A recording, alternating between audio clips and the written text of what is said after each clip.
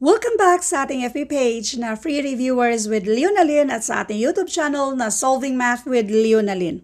Now, let's do age problem. Mga age problems ito na sinisend sa isa sa ating mga followers. At ito ay pinipm niya sa ating FB page. So, medyo matagal na to at marami pang matagal na naka-line up. Nagagawa natin ng mga tutorial videos, yung detalye ba kung paano siya sagutan.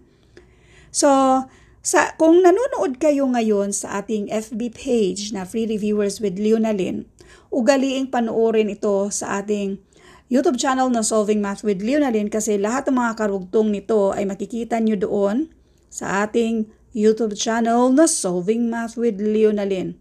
So, itong number 1 lang ang sagutan natin para i-post natin dito sa ating FB page. Let's read the problem. Rap's father is 3 times older than Rap, and Rap is twice as old as his sister Rhea. So tatlo sila dito.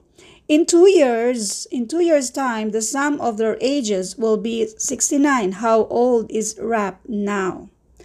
Tatlo sila. Sulat natin si father. Mas magandang isolve natin ito, yung gamitin natin yung table method or kailangan natin i-table para mas klaro. So, nandyan si father, si Rap, at saka si Rhea. Yung edad nila now.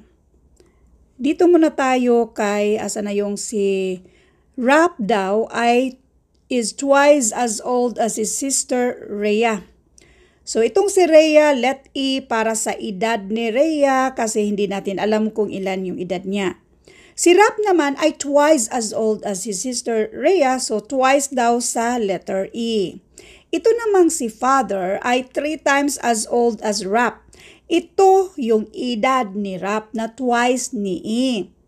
So, kung sinasabi itong 3 times as old as Rap, so 3 times dyan sa 2E, 3 times sa edad ni Rap. In 2 years, plus 2 tayo. In 2 years, plus 2. Ang sum daw ng edad nila ay 69. So, ibig sabihin, lahat ng mga edad nila ay madagdagan ng 2.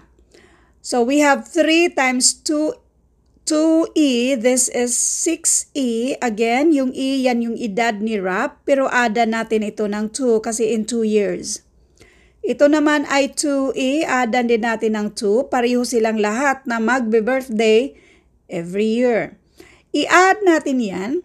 So, we have 6E, 2E plus E. Kapag walang nakasulat na numero katabi sa letra na yan, ibig sabihin yung coefficient dyan, automatic 1.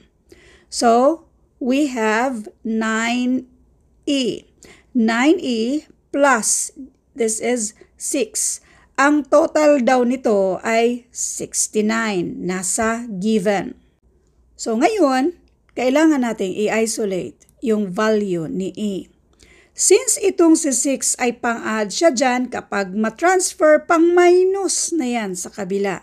So, ang matitira naman dito ay itong 9E equals 69 minus 6 and this is 63.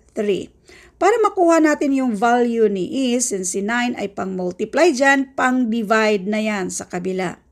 63 divided by 9 and this is 7. Now, yung tanong, how old is Rap now? Ito si Rap, yung edad niya now ay 2E or i-multiply natin kung ilan man yung value ni E.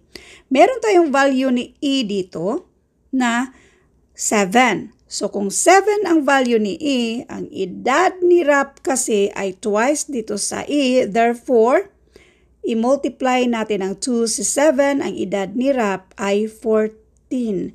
Ito na yung edad ni Rap. Yan na yung sagot. Thank you for watching and all. I hope na meron kayong natutunan sa videong ito. Yung karugtong nito ay abangan nyo na lang sa ating YouTube channel na Solving Math with Leonalyn. Isa-isahin natin kasi medyo marami ito. Thank you and God bless.